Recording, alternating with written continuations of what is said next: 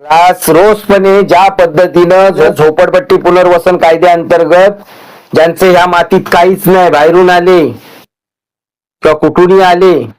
झोपडी बांधली, जागा ताब्यात घेतल्या, कब्जा केला गेला त्या जागेवर, आणि त्यांना जर तुम्ही घरं देऊ शकत असाल 2-2, 2.5 लाखात, काही ठिकाणी तर फुकटी दिली गेली, मोफती दिली गेलेत, ज्यांचं काहीच नाही या मातीशी देणं घेणं, परंतु ज्या गिरणी कामगारांची नाळ या मुंबईशी जोडली गेले त्याला जर तुम्ही बाहेर टाकण्याचा प्रयत्न करत असाल तर त्यावेळी तुम्हाला लाज वाटली पाहिजे. जनाची नाही परंतु मनाची लाज तरी बाळगा. कारण हा संघर्ष फक्त या मातीसाठी नव्हे किंवा आमच्यासाठी नव्हे तर तुमच्याही भवितव्यातील पिढीसाठीचा संघर्ष आहे हे आता तरी ओळखा.